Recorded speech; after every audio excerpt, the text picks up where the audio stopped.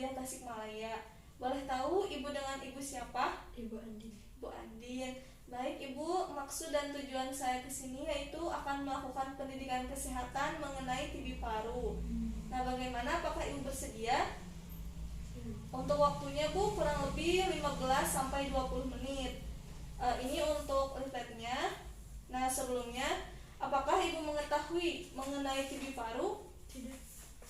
Nah Bu, TB paru atau biasa juga disebut tuberkulosis paru ini merupakan penyakit menular langsung yang disebabkan oleh bakteri Mycobacterium tuberculosis. Nah, sebagian besar menyerang paru-paru, tapi dapat pula menyerang organ lain seperti pada ginjal, tulang, ataupun otak.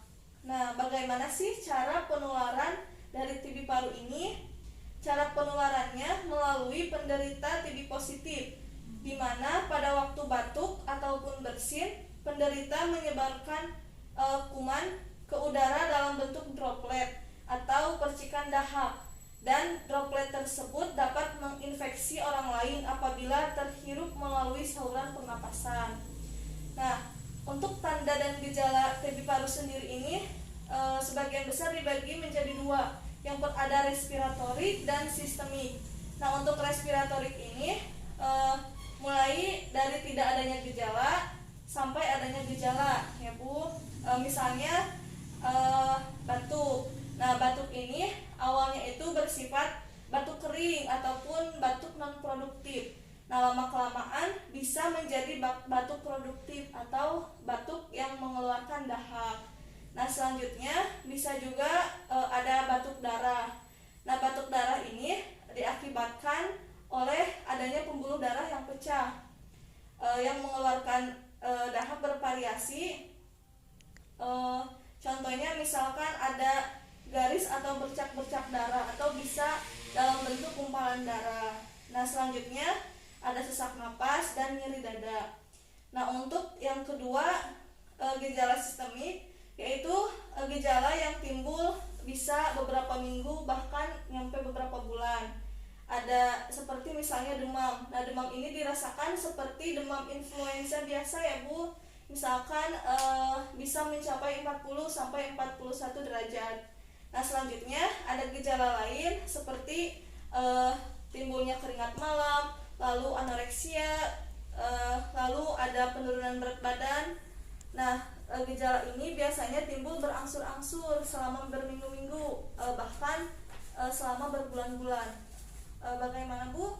Sampai sini apakah Ibu mengerti? Ya. Nah, untuk selanjutnya ada diet dan nutrisi pada pasien TB paru. Yang pertama ada mengkonsumsi makanan yang mengandung karbohidrat seperti nasi, ubi, roti, ataupun puding. Nah, yang kedua ada makanan sumber protein tinggi seperti susu, telur, dan daging. Nah, selanjutnya ada mengonsumsi makanan yang bersifat tinggi kalori dan protein.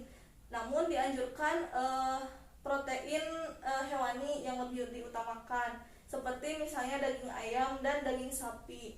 Nah, namun makanan-makanan tersebut juga harus dijaga ya Bu. Nah, selanjutnya menghindari penggunaan santan yang kental ketika memasak, lalu menghindari penggunaan banyak minyak ketika menggoreng, dan bentuk makanannya itu biasa ataupun lunak sesuai dengan kondisi dari pasien tersebut. Nah, selanjutnya ada pencegahan TB paru untuk menularkan TB paru kepada orang yang sehat. Nah, yang pertama itu ada menutup mulut saat batuk dan bersin. Nah, karena TB paru ini melalui dahak ya Bu, dan air liur yang keluar dari mulut. Nah, yang kedua itu ada jangan meludah atau membuang dahak sembarangan. Sama seperti menutup mulut saat batuk dan bersin, bakteri yang terdapat dalam percikan ludah ini bisa keluar lewat udara kemudian dihirup oleh orang yang sehat. Nah, selanjutnya ada mengurangi interaksi sosial. Jadi jangan terlalu sering keluar ya Bu, apabila tidak ada keperluan yang mendesak. Nah, selanjutnya ada biarkan sinar matahari ke dalam ruangan, karena bakteri itu lebih tahan lama di tempat yang dingin dan lembab. Nah, apabila ada misalkan sinar matahari masuk, maka akan cepat mudah mematikan bakteri. Nah, sehingga dianjurkan setiap pagi jendela kamar itu ataupun pintu rumah dibuka agar sinar matahari bisa masuk. Nah, selanjutnya membatasi kontak dengan kelompok rentan ya Bu. Nah, orang-orang yang sistem kekebalan tubuhnya lemah cenderung lebih mudah terinfeksi. Misalnya orang dengan lanjut usia, lalu ibu hamil, anak-anak, bisa juga penderita kanker seperti penyakit lain seperti HIV/AIDS. Nah, selanjutnya bagaimana sih cara pengobatan dari TB paru? Nah, untuk pengobatan dari TB paru ini dengan menggunakan obat khusus yang harus diminum secara teratur selama 6 bulan. Nah, pada 2 bulan pertamanya obat harus diminum setiap hari 1 kali, sehingga total sebanyak 60 kali obat yang harus diminum. Nah, selanjutnya pada 4 bulan berikutnya obat itu harus diminum 3 kali dalam seminggu sampai selesai. Nah, sehingga dengan meminum obat secara teratur, maka semua kuman TB paru dapat dibunuh. Kalau misalkan ibu melakukan pengobatan yang terlewat, maka pengobatan tersebut harus dimulai dari awal lagi ya Bu. Bagaimana Bu? Apakah sampai sini Bu paham? Paham. Ada yang ingin ditanyakan Bu? Tidak. Baik, saya akan mencoba bertanya ya kepada Ibu. Nah, apa sih yang harus Ibu lakukan untuk mencegah penularan TB paru ini kepada orang yang sehat, misalkan pada keluarga Ibu yang sehat? Yang pertama itu menutup mulut saat batuk Ya, dan betul, Bu. bersin, kemudian jangan meludah atau membuang darah sembarangan, mengurangi interaksi sosial, biarkan sinar matahari masuk ke dalam ruangan. Iya, Jadi cukup, Bu.